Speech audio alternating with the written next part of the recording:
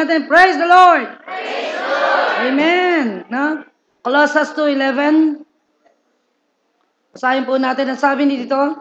Sa pamamagitan din ni Kristo, tayo daw ay tinuli. Tanungin mga katabi mo, tuli ka na ba? Ang sabi rito, tayo daw ay tinuli hindi ayon sa laman, kundi ayon sa Espiritu. Next. 10. Pisa mo sa 10. Hala, kulang.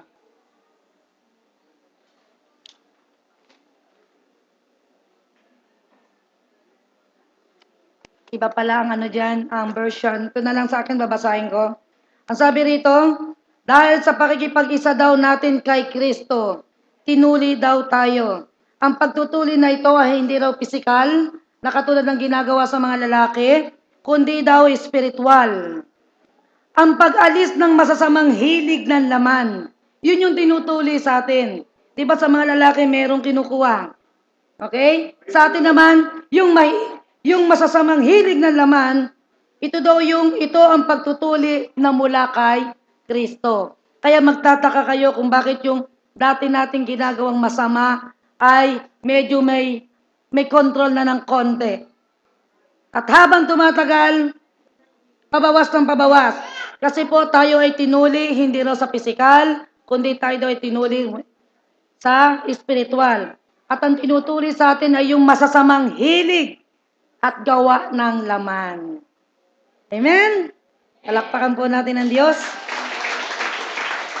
Kaya ito yung sagot. Bakit nagtataka na? Bakit ganito? Marami kasi ako nariringgan na, naku, kung ako dati pang ugali, kung ako pa yung dati, hindi pwede sa akin yan, loko mo. Amen? Kasi meron pong tinuli sa atin. At ang tinuli sa atin ay yung masasamang hilig ng laman. Kaya kung mapapansin ninyo, unti-unti bumabait tayo. Unti-unti nagbabago tayo. Nawawala, dahan-dahan. Hanggang tayo po ay maging katulad ni Kristo. So tayo po'y manalangin. Amang banal na makapangyarihan, marami pong salamat sa umagang ito. Bigyan niyo po kami ng pambihirang karunungan na nagmumula sa iyo at pangunawa, nais po namin maranasan ang kapangyarihan ng muling pagkabuhay mo, O Diyos. Kaya Panginoon, ipaalam mo po sa bawat isang naririto, ang lalim, ang lawak, ang taas ng pag-ibig mo po sa amin ay walang kapantay. Salamat po sa iyong awa at sa kapatawaran ng aming mga kasalanan. Gamitin mo lamang po ako maging daluyan ng iyong salita sa umagang ito, na lahat, Panginoon, ang bibitawan mong salita sa pamamagitan ng aking bibig ay magrema lahat, Panginoon, sa kanilang mga puso. Tulungan mo po ang bawat isa na magbago. Araw-araw. Tuliin mo kami, Panginoon, araw-araw upang mawala ang masamang hilig ng aming laman. Masamang hilig ng aming isipan at bibig. Maraming pong salamat, O Diyos, sa pangalan ni Jesus. Amen! Tanungin mo mga katabi mo, tuli ka na ba? Baka kulang pa. Ha? So, masakit yung pagtutuli, no? At ang mga lalaki talagang hirap na hirap dyan. At ganun din po sa atin. Kaya nga sabi ni Pablo, I die daily. Namamatay siya araw-araw, na katulad din natin, katulad na ni Pablo, namamatay araw-araw sa gawa ng laman. Ibig sabihin yung masamang ugali mo, araw-araw pinapatay mo yan, binabawasan mo. Yun ang ibig sabihin ng I die daily. Hindi yung daily, parami ng parami ang sama ng ugali mo. At pag ikaw tinuli, masakit. At ang sabi, ito ang pagtutuli na mula kay Kristo. Hindi ako ang tutuli sa inyo, si Kristo. Masakit, tumuli ang Diyos. Amen. Talagang iiyak ka, luluhod ka, ako tinuli na ng Diyos. Iyak ako, sakit.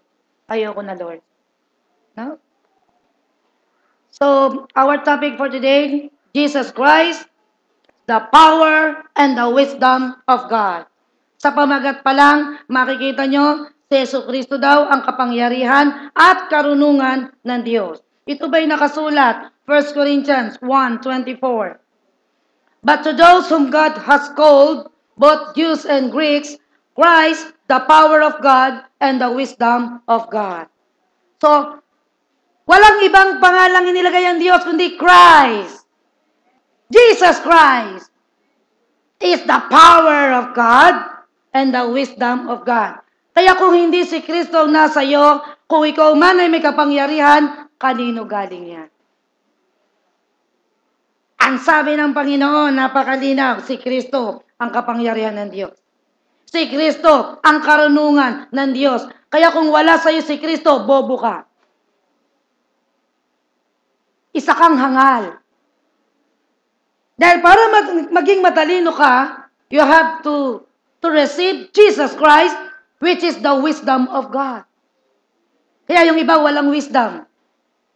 Puro wishy-wishy. Puro wish ko lang. Kaya walang mangyari. So, pinakikita sa atin kung kanino nang gagaling yung kapangyarihan ng Diyos at karunungan ng Diyos. Ang sabi, na kay Kristo yan. Si Kristo ang pinagmumula ng kapangyarihan. Kaya nga ang Panginoon, ang sabi doon sa Isaiah 7:14, kaya nga ang sabi doon, ang Panginoon na rin ang nagbigay ng palatandaan. Anong palatandaan na binigay? Meron siyang ipadadalang tagapagligtas. At ang sabi ng Panginoong Yesus, ng Panginoon Diyos na makapangyarihan, ito yung palatandaan. Isaiah 7:14. Wala yan dyan. Ang sabi rito, maglilihi ang sandalaga at manganganak ng lalaki at ito ay tatawaging Emmanuel. Okay? Ano ang binigay na palatandaan ng Diyos doon sa tagapagligtas na ipadadala niya? Ang sabi, isang lalaki. Sabi mo nga, isang lalaki. So, walang ina na laging saklolo. Pakilagay nga, Isaiah 7:14. At ang sabi, isang dalaga ang maglilihi dito at alam natin ito si Maria. Ang sabi, ang role ni Maria ay maglihi at manganak. At yung kanyang ipanganganak ay isang lalaki at ito daw yung tagapagligtas ng lahat ng tao. Isang lalaki. Hindi ba to? Lalaki. Amen. At ang sabi, ito daw ay tatawaging Emmanuel. Ano ibig sabihin ng Emmanuel? Emmanuel which means God with us. Sabi mo nga Emmanuel. Ang ibig sabihin, kasama ko ang Diyos. Sabi mo nga, kasama ko ang Diyos. Kaya hindi ka dapat matakot. Kaya alam nyo ba ang sabi ng Panginoon, huwag kang matakot. Sabihin nga natin, 365 times na sinabi sa Biblia, huwag akong matatakot dahil kasama ko ang Diyos. Bakit kaya 365 times na sinabi yan sa Bible? We have 365 days in a year. And every day, God is telling you, huwag kang matakot, kasama mo ako. And that is Emmanuel. Diba? Dahil dito, sabi ng Panginoon, ang Diyos mismo magbibigay sa inyo ng palatandaan, maglili siya ng isang ang isang dalaga, at magsisilang siya ng isang sanggol na lalaki. Kaya hindi tayo dapat mag-aba, Ginoong Maria. Yung Ginoo lalaki, pero yung Maria babae yun. Amen. At tatawagin sa pangalang Emmanuel sa inyong pananalig sa kapangyarihan ng Diyos na muling bumuhay sa Kanya. At ang sabi ng Matthew 1:23, ibinigay doon ang ibig sabihin ng Emmanuel. Ang ibig sabihin ng Emmanuel, kasama natin ang Diyos. Kaya pala ang trabaho ng kaaway, takutin ka ng takutin. Wala kang pagkain, takot na takot ka na. Sabi ng Diyos, huwag ka matakot, kasama mo ako. Ba't ka matatakot? Ang nakatira sa katawan mo ay may-ari ng lahat ng bagay. Kaya hindi dapat uso sa anak ng Diyos, yung natatakot, wala kaming bagay. Hindi dapat uso yun, hindi dapat naririnig yun. Wala kang pagkain, tumawag ka sa Diyos Ama. Meron tayong Ama sa langit. Meron ka bang Ama? At yun ay nasa langit. At yung nasa langit na yon ay napakayaman. Napakatindi na kapangyarihan. Pag-aari niya raw lahat ng ginto at pilak. At tayo ay kasamang tagapagmana ni Kristo. Isa kang tagapagmana ng Diyos. Sabi mo sa katabi mo, hindi ka pala mahirap. Ikaw pala isang tagapagmana. Ikaw ay isang heredera. Kaya hindi ka dapat natatakot. Amen! Isaiah 9:6, ang sabi rito, for to us a child is born, to us a son is given, and the government will be on his shoulder, and he will be called Wonderful Counselor, a Mighty God, Everlasting Father, and Prince of Peace. Ito po yung lalaki na sinabi ng Diyos na ibibigay sa atin. For to us a child is given. Pakilagay sa Tagalog. Isaiah 9:6. Ang sabi diyan, sapagkat isinilang daw ang alin? Ang isang lalaki, sanggol na lalaki para daw sa atin, ibibigay daw sa kanya, doon kay Jesus, ang pamamahala, ang government. So kung meron man tayong government, meron pang isang government na pinakamataas. At talagang sabi, this government, ay si Jesus po ang pinuno doon. And that Jesus Christ is our Lord. And that Jesus Christ lives in us. Bakit ka matatakot? Amen? Alam niyo ba, tuwing matatakot kayo, sabi ng Diyos, itong anak ko na to, nalimutan na naman kasama niya ako. Nalimutan na naman tong anak ko na nakatira ako sa kanya. Sabi mo nga sa katabi mo, ikaw ba yun? Ikaw nga! Dahil lagi kayo natatakot. Di ba? Marami sa atin ng ganyan. Nakakalimot na siya ay anak ng Diyos.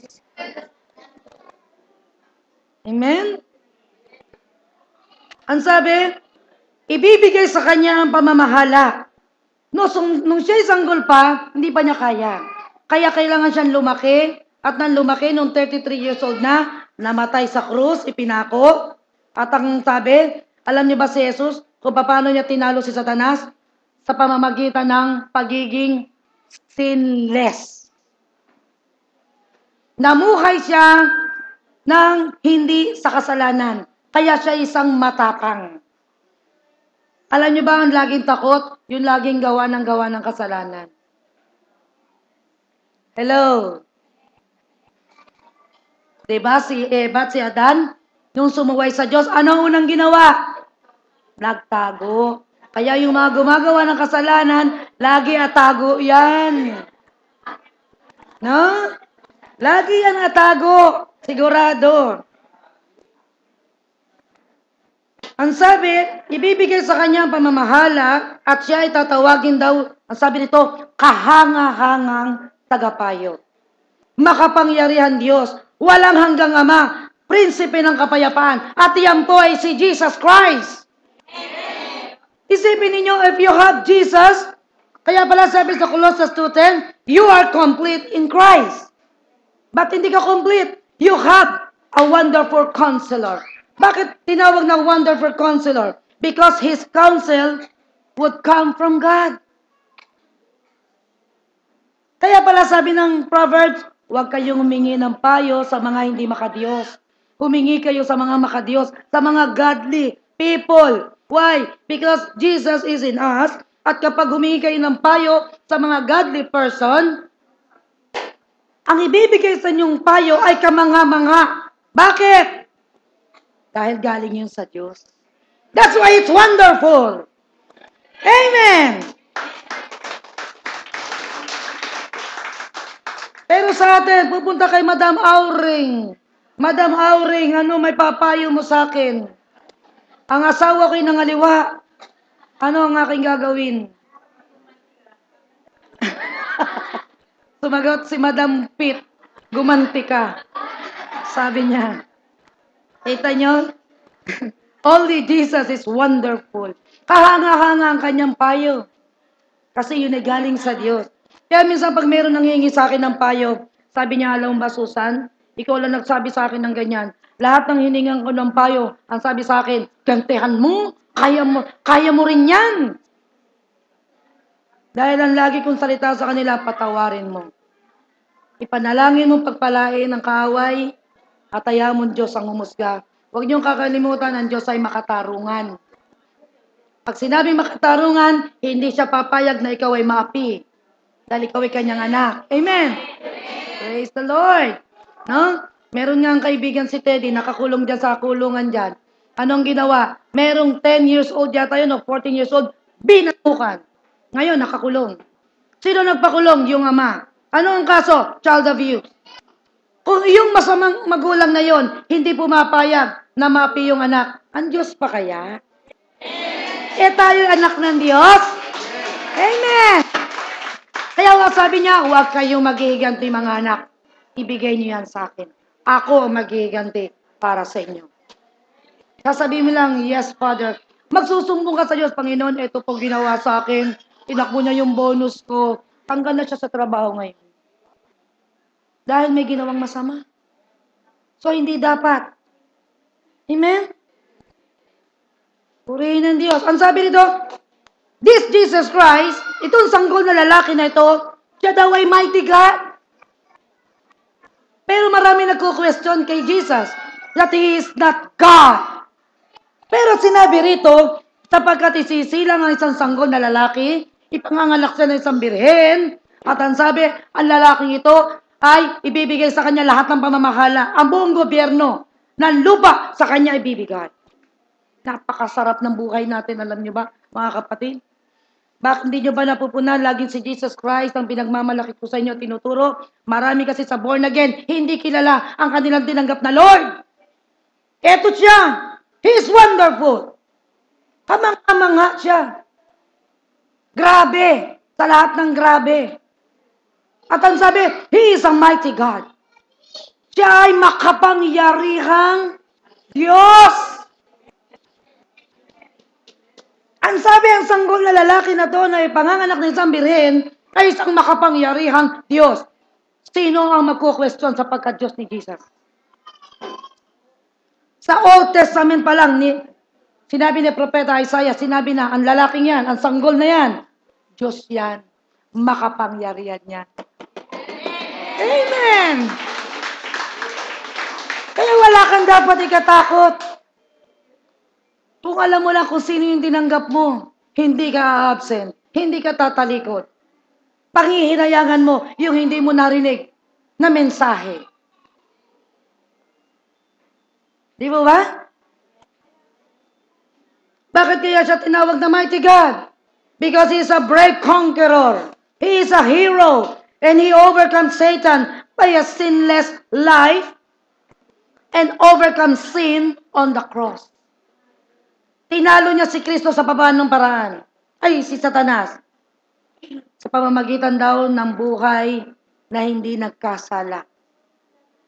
Paano tayo makasalanan? That's why we need Jesus. The sinless God. The holy God. Kaya sabi niya, be holy for I am holy. Sabi ng Diyos, anong inuutos sa atin? Hindi niya sinabing magpakasipag ka. Anong sabi niya? Magpakabanal ka. Dahil dyan mo matatalo si Satanas. Diyan ko din tinalo si Satanas. Ang sabi ni Jesus, nagpakabanal ako. Sumunod lang ako sa Diyos Ama. At tinalo niya si Satanas sa pamamagitan ng tahimik na kamatayan sa krus. Hindi siya nagreklamong, ang sakit ha? Huwag masyado mong sakitan ng pukpuk sa kamay ko ha? Tinusok dito, ang sakit ha? Wala sang reklamo. Pero tayo, no? Mapingot lang. Aray! Reklamador. Pero ang Panginoong Yesus, pilit siyang itinutulak at binibigyan ng kasalanan, pero nakita niyo maski sa salita, hindi nagkasala ang Diyos. At doon niya tinalo si Satanas. Na ito dapat ang ating tularan, gawin nating pattern. Na tayo mamuhay dito ng sinless life. Mahirap. Totoo yan, mahirap. Kaya nga meron tayong 1 John 1:9. Ang sabi ng Panginoon, Kung ikaw ay magkasala, ipahayag mo lang yan sa akin, anak. At ang sabi ng Diyos, patatawarin kita. Lilinisin ko lahat yan na parang wala lang. Paano mawawala? Kapag ipinahayag mo. Kapag nagsorry ka na sa akin. Kaya hindi pwedeng ikaw ay nagkasala, tapos wala lang. Ang gagawin mo, eto Keiko, bati na tayo. Hindi nakasulat yun. Pag ikaw ay nagkasala, say sorry! At napakahirap bitawan niya ng maraming tao. Dadaanin sa parigya-regalo. Hindi nakasulat yung peace. Ang sabi ng Lord, confess by your mouth. Sabihin mo yung kasalanan mo. Hindi po ako umuwi kagabi. Sorry, mama. Yun. Nagsorry sa kongregasyon. Hindi pa kasi nagsosorry yan. Huh?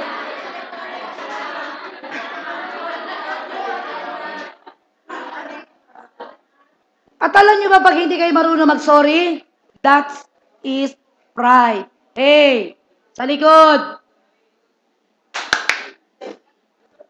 Ang sabi ko, yung hindi marunong mag-sorry, pride.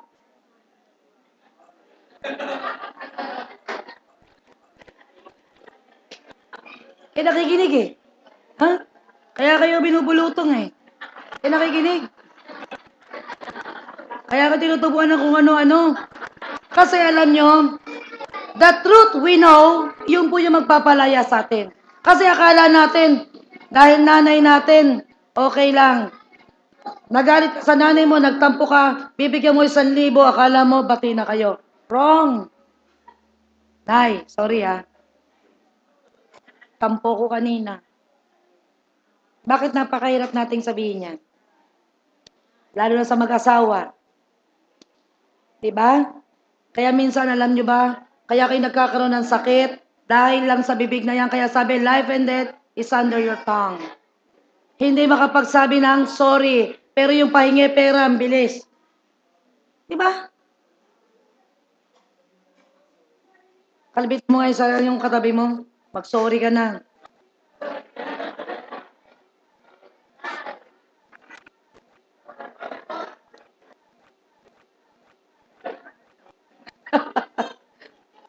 Ang dami nagtatampalan sa likod. Mag-sorry ka na. Hindi ka pa nagsosorry.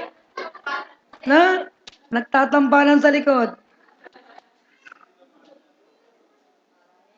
At ang sabi rito, Jesus Christ is our everlasting Father. You see? Tapos sasabihin mo, basta ako, sasamba sa Ama lang. Hindi pwede. Si Jesus, ipinakikita rito kung sino siya. Siya ay Counselor, siya ay Mighty God, at ngayon sabi, Everlasting Father. Bakit kaya sa tinawag na Everlasting Father? Ang sabi dito sa Proverbs 3:12, sabi rito, pagkat lahat ng mahal niya ay tinutumpak ng daan, at ang anak na minamahal, sinasaway ng magulang. Ganito ang Diyos. Kaya sabi sa English mas maganda. Ang sabi, the Lord, listen, the Lord corrects those He loves. The Lord. Ang Diyos daw ay kinokorek, sinasaway ang mga minamahal niya. That's why Jesus is our everlasting Father. Kaya kung ikaw ay naka-Jesus, that He is your Lord, hindi pwedeng ikaw ay paloko-loko. Sasawayin ka niya. Dahil mahal ka niya. He is like our Father na nagmamahal. At walang ama na pababayaan ng anak na gumawa ng kalokohan. Diba? And that is Jesus Christ. Amen? Jesus Christ is a Father forever. Jesus Christ is a Father who compassionately care and discipline us. Siya yung lagi nagdidisiplina sa atin. Kaya minsan pansinin niyo yung mga backslider na Kristiyano. Ang daming palo, ang daming problema, ang tindi ng kakapusan, hindi niya maintindihan. Wala kang gagawin kung hindi ang bumalik sa iyong Panginoon. Dahil kaya ka maraming problema, ito ay palo ng isang ama na nagmamahal sa'yo. Kaya nga po, sabi doon, mapalad kayo, mag-alala kayo pag kayo dumadanas ng problema. Bakit? Dahil kaya ka may pagsubok, dahil ang gusto ng Diyos, sumuko ka na sa Kanya. Amen? Dahil kaya ka may pagsubok, ayaw ng Diyos na mapunta ka sa hell. Sa pagsubok at sakit na yan ang magtutulak sa'yo para lumuhod. At magsisi, Lord, I surrender all.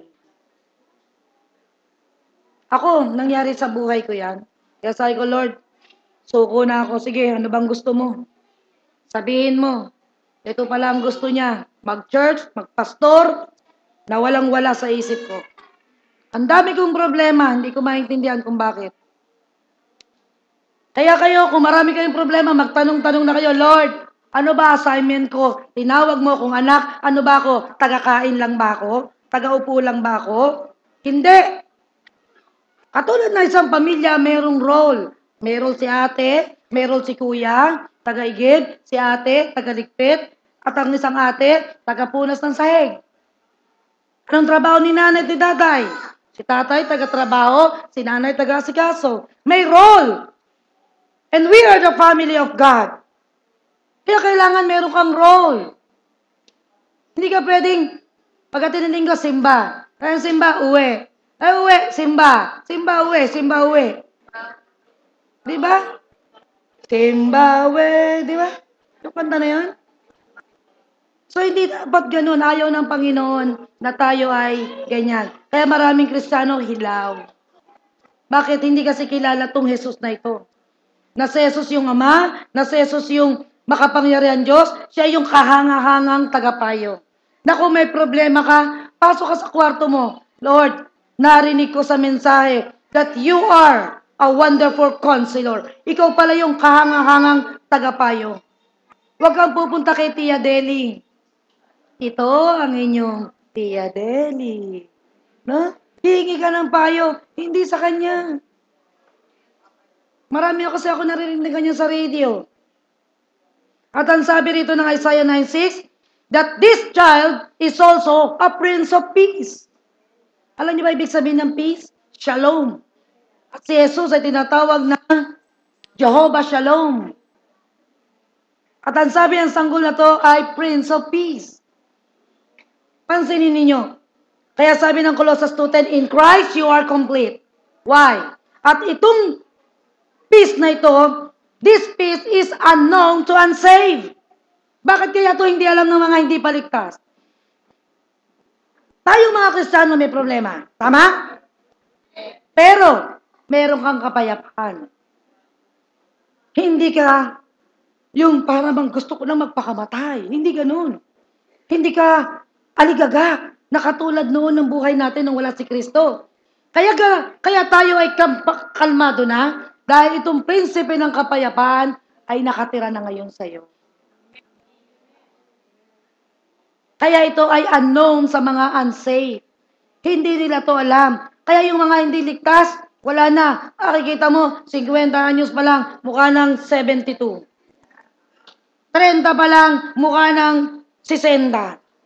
Ang tatanda ng mukha, kasi wala silang peace. Nakatulad sinabi sa Isaiah, alam nyo ba? Ang sabi ng Book of Isaiah, sabi doon, ang makasalanan ay katulad ng dagat na maalon. Ang maalon, ganyan ang ganyan. Ibig sabihin, galaw ng galaw. Wala yang katahimikan. Ganyan tayo noon. That's why we need Jesus Christ. Kaya kailangan ng bawat isa magkaroon ng puso. Pag malaki nyo naman si Jesus, i-share nyo si Jesus. You are the salt of this earth. We are the light of this earth. At ang goal natin this year, we must double this congregation. Hindi lang ako dapat ang gumagawa nito. Bawat isa sa atin, kailangan may puso ka magdala kay Kristo ng kapwa mo, ng hindi pa safe. Huwag niyong kukunin yung taga-ibang church. Ayoko nun. Nasa aquarium na yun eh. Madaling manghuli sa aquarium ng iba. Ang kunin po natin ay yung mga isda na pakalat-kalat dyan. Yung wala pa silang aquarium. Amen. Praise the Lord. No? Kaya, ang sabi sa Isaiah 41 din, ako ay isa sa inyo, huwag kang matatakot, ako ay iyong Diyos, hindi ka dapat mangamba kanino man, palalakasin kita at tutulungan, iingatan at ililigtas. Isipin nyo, sinong tao ang pwedeng mangako ng ganito? Isaiah 41, verse 10. Wala, kundi yung sanggol na lalaki. Hindi babae, lalaki. Kaya ang tagal nating naloko. Meron ko pang mystery, bagay ng Maria, napupuno ka ng grasya. Puro disgrasya makukuha mo. Kapag yan ang ginawa mo. Di po ba? So in Christ, you are complete. If you are not in Christ, you will cry in hell. Ang sabi, pag ikaw ay na kay Kristo, ikaw ay kumpleto. Bakit?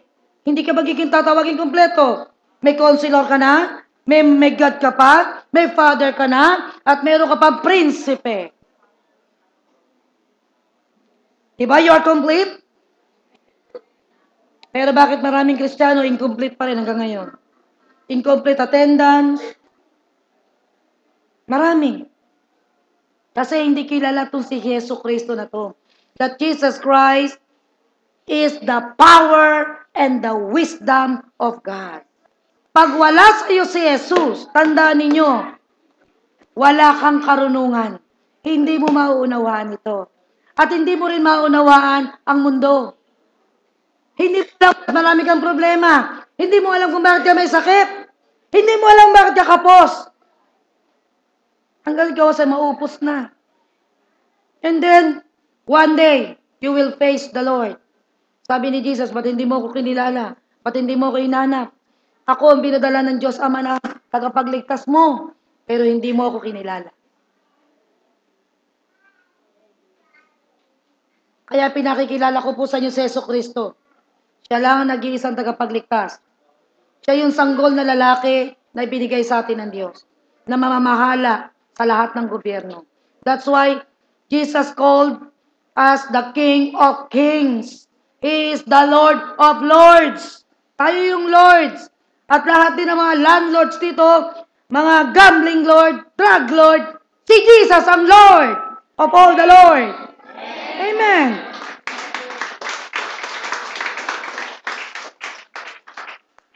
Pero maraming ayaw kay Jesus. Kaya John 16:9, in regards to sin, because men do not believe in me. Sabi ni Jesus.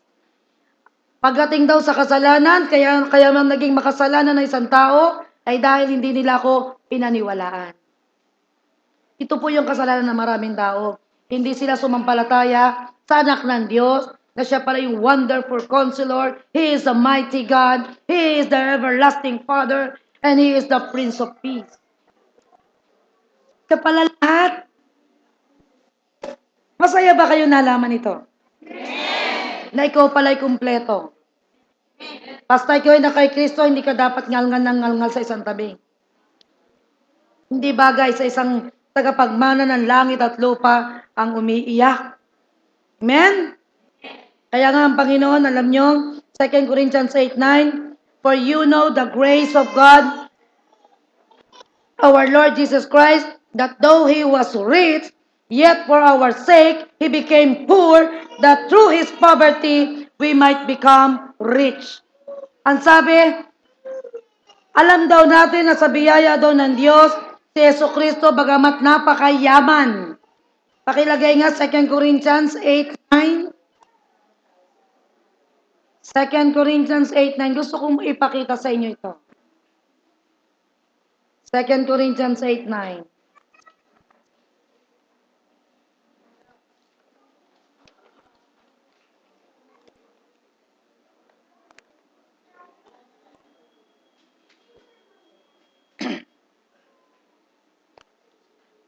Ang sabi, for you know the grace of our Lord Jesus Christ, though He was rich.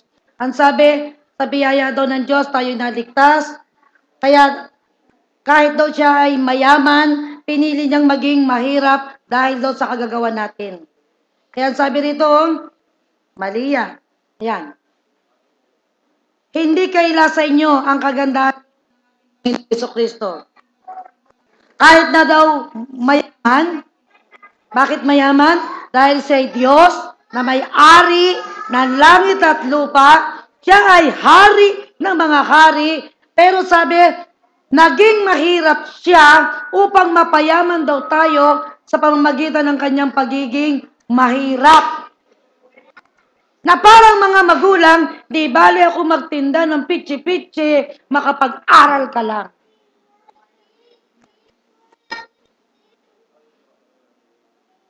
Bakit kayo malungkot? Hindi kayo masaya na si Jesus ay naging mahirap para tayo yumaman? Are you there? Alam niyo ba ang hirap magturo na parang walang kausap? Di ba? So, ang sabi dito, si Jesus daw, bagamat mayaman, ibig sabihin, si Jesus Kristo nag-iisa kasing kapagmana ng Diyos Ama kasi nag-iisang anak lang siya. Siya po may-ari ng langit at lupa at lahat ng ginto. Siya namamahala sa lahat ng anghel at sa lahat ng gobyerno ng buong mundo. Siya po'y napakayaman sang hari. Pero binitawan niya yon, pinili niyang bumaba sa lupa, nagkatawang tao, namatay sa krus, dahil lang tayo na makasalanan ay madala niya sa langit kapag ikaw ay sumampalataya sa ginawa niya. Amen! Ganong katindi ang sakripisyo ni Jesus. Kaya alam niyo ba yung pupunta ng hell? Sa harap daw ng kordero, doon sila parurusahan. Halimbawa, ako si Jesus, ako yung kordero. Nakalagay sa Revelation Sa harapan ng kordero, kakatayin daw yung mga hindi sumampalataya sa akin. At sino ang makakatagal? Bakit? Na para bang ako, halimbawa, no? Ako nagpapasweldo sa inyo, tapos iba binoboto nyo. Diba susundan tayo ni Mayor? Nandito kayo, binigyan ko kayo ng appointment. Bakit iba ang dinala nyo? It's like that. Diba? Kaya si Jesus, wala po siyang co-savior. The only savior of your soul. Kaya kailangan ibigay mo yung the best mo sa Kanya. Hindi pwedeng, pag may oras ako, sisimba ako, Jesus. Hindi pwede po yun. Kailangan po nating ibigay yung oras at araw na hiningi ng Diyos na we have 7 days and 1 day to God. 6 days, yun na yan, sabi ng Diyos. Pero yung 1 day, akin yan. Amen? Mahirap bang ibigay sa Diyos yun? Yung isang araw? O Batangas muna tayo? Magpa-family reunion muna tayo. Kung nyo pong ipagpapalit yung reunion, yung happenings, maraming araw, do not get the holiday. Huwag natin gawin itong holiday. It is a holiday. Because we praise the Holy God. Amen? Praise God. 1 Corinthians 1:21-24. Kaya ang Panginoon, alam nyo, napakabuti. Ito na yung last. Na tayong lahat na naririto, nakilala natin si Kristo. Sabi rito sa 21, sapagkat ayon sa karunungan daw ng Diyos, hindi niya raw pinahintulutan na siya, ang Diyos, ay makilala daw natin, tayo mga tao, sa pamamagitan daw ng karunungan. Kaya pansinin niyo yung mga attorney. Alam ang mga libro, pero walang alam pagdating sa libro ng Diyos. Dahil hindi rin nila kilala si Jesus. Dahil ang sabi ng Diyos, hindi niya kasi minarapat na siya makilala sa pamamagitan ng human wisdom. Makikilala mo si Jesus kapag pinaniwalaan mo to. Sabi sa halip, minarapat daw na iligtas ang mga nagpapasakop sa Kanya sa pamamagitan daw ng Bible. Ng magandang balita na aming ipinangapangaral na sa tingin ng iba ay isang kahangalan. Diba sa atin, pag may hawak na Bible, hangal. Isa kang hangal. Ba't ka may dalang Bible, mapapakain ka ba niyan? Nakasulat. Kaya dapat, pagka sinabi kang hangal, praise the Lord. Dahil ang sabi ng Biblia, sabihin nyo to. Diba? Sa tingin ng iba, tayo daw ay hangal. Pero sabi rito, continue. Verse 22, ang mga Hudyo ay humihingi daw ng himala bilang katunayan, karunungan naman ang hinahanap ng mga Griego. Tayo to mga Hintil. Para bang, kaya makikita nyo sa TV, debatihan ng debatihan, puro karunungan. Hindi ganun. Yun ang hinahihingi nila, karunungan. Pero, si Jesus nga yung karunungan ng Diyos. Jesus is the wisdom of God. Kaya pag wala sa iyo si Jesus, bobo ka. Yun ang totoong kahangalan. Pero sabi nila, pag may dala daw tayo Bible, hangal daw tayo. Hindi. Sila ang hangal. Pag wala kang alam dito. Okay lang pagtawa. Pagdating sa hindi sila makakatawa. Kasi torture forever doon. Verse 23. Ang sabi rito, ngunit ang ipinapangaral namin ay si Kristo na ipinako sa krus na para sa mga Hudyo ay isang katitisuran. At para sa mga Hentil, ito daw ay isang kahangalan. Tayo yung mga Hentil dati. Kaya mga hangal, ang daming hangal. Bakit? Sabi, ang pinapangaral doon ni Pablo ay si Kristong ipinako sa krus. Bakit kaya nakaduktong yung ipinako sa krus si Kristo? Alam niyo po ba kung bakit? Dahil kung hindi po namatay si Jesus sa krus, hindi po tayo natubos sa kasalanan. Kaya tinalo niya si Satanas nung siya'y namatay sa krus. At tinalo niya ang kamatayan nung siya'y muling nabuhay after 3 days. Amen? Na habang nakabayubay ang kanyang katawan for 3 days, nakalibing siya doon, yung kanyang espiritu bumaba doon sa impyerno. Pinagalitan yung mga anghel na nagtaksil sa kanya. Yung mga fallen angel na kumampi kay Satanas. Praise the Lord. No? Kaya sabi, ngunit ang pinapangaral namin, sabi ni Pablo, ay si Kristo na ipinako sa krus. Ibig sabihin, natalo si Satanas dahil namatay ang isang Diyos na nagkatawang tao. Tinubos ang mga taong makasalanan. Amen. We cannot save ourselves. Dahil ang tawag sa atin, mga Hintil, ay godless. Ang tawag pa sa atin ay spiritually dead. At ang isang espiritong patay ay walang kakayahang iligtas ang kanyang sarili. Kaya sabi yung mga marurunong, sila'y mga hangal. Dahil ang akala nila sa sarili nila, makakarating sila sa langit dahil sila'y mabait, dahil sila'y marunong, dahil sila'y tumutulong sa kapwa. Wrong! Maliligtas ka lang pag pinaniwala mo si Kristo na siya'y namatay, ipinako sa krus dahil sa kasalanan mo. Amen! Hindi ka natatawaging hangal. Ikaw ay isang matalino dahil naniwala ka sa wisdom of God, which is Jesus Christ. Ayun ang tunay na wisdom. Amen? Ng Diyos. No? Verse 24. Subalit sa mga tinawag ng Diyos, mga hinirang, tayo yon, maging Hudyo, maging Griego, ang sabi rito, si Kristo ang kapangyarihan at karunungan ng Diyos. Kaya, dito natin marireconcile yung in Jesus' name. Stop! In Jesus' name, get out! In Jesus' name, be healed! In Jesus' name, demons, get out in this place in Jesus' name.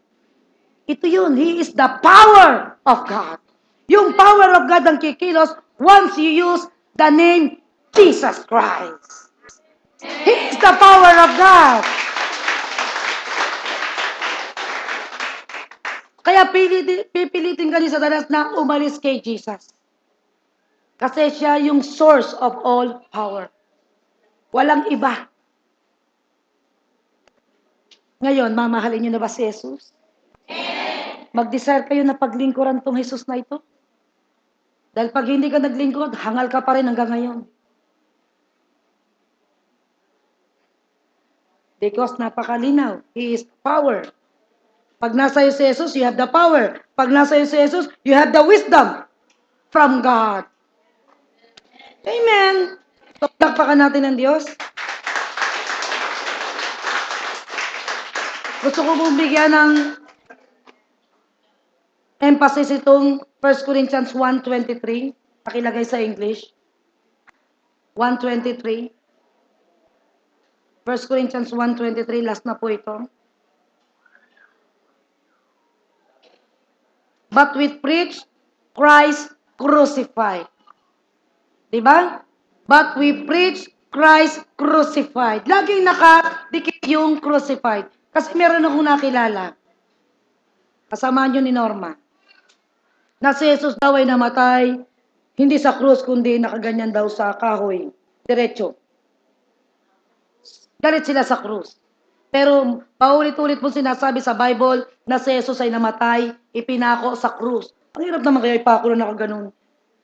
Diba? Nakaganon si Jesus nung namatay. Kasi dito, but we preach Christ crucified, unto the Jews a stumbling block, and unto the Greeks foolishness. Okay. Bakit kaya naka-specified yung Christ crucified? Dahil ito lang po yung the only true sign, the only true wisdom, because crucifixion alone had the power to save all who believe. Ito lang.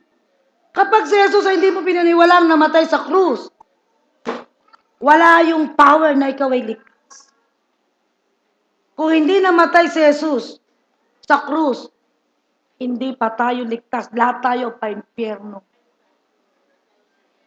Kaya maling-mali po nagagayahin yung ginawa ni Jesus. Na para ikaw ay maipakita mong banal, ikaw ay magbibitbit ng krus, ikaw ay magpapako sa krus, ikaw ay maglalagay ng helmet sa ulo, pagulong-gulong ka. Malapit na naman po ang January 9. Malapit na naman ang Nazareno. Malapit na naman ang Quiapo. Kaya nga po, hindi po dapat. Sabi sa 1 Corinthians 1:18, sa mga napapahamak, ang aral tungkol sa pagkamatay ni Kristo ay kahangalan. Ngunit sa atin daw na mga iniligtas, ito ang kapangyarihan ng Diyos. Amen? Ang krus po ang kapangyarihan ng Diyos. Pag sinabi pong kapangyarihan, hindi ka bibili ng krus at gaganyanin mo, hindi mo gaganyanin. Yung nangyari sa krus, yun po yung may kapangyarihan. Hindi yung minsan ito yung bahay na ito, dahil ito yung lumang bahay, nung pagdating ko rito, puro krus. Napakarami nakasulat sa wall. Sabi ko, ba't ang daming krus? Ang dami rin lumalabas. Eh, ba't nung nandito kami, wala pa ako nakikita? Si Dante meron. No? Dahil po, ang demonyo po ay takot sa atin. Dahil alam po ng mga demonyo kung sino ang mayroong power from God and wisdom from God. Lahat po nang naniwala na si Jesus ay namatay sa krus, tinanggap mo siya bilang Lord and Savior, isa kang matalino. Nakilala mo ang tagapagligtas ng kaluluwa mo. Amen? So pwede po bang pumunta sa unahan yung mga hindi pa tumatanggap kay Jesus? Kung hindi ka pa sigurado sa sarili mo, ikaw ay hindi patuli, na kailangan mo magpatuli uli, baka supot ka pa hanggang ngayon, pumunta ka rito sa unahan. Yung paulit-ulit na gumagawa pa rin ng bisyo, please come forward. Asher, paki-lead sila rito. If you want to rededicate your life, nakilala mo na si Jesus, best friend. Amen. Hindi po kayo magsisisi. Magsisisi kayo ng malaki kapag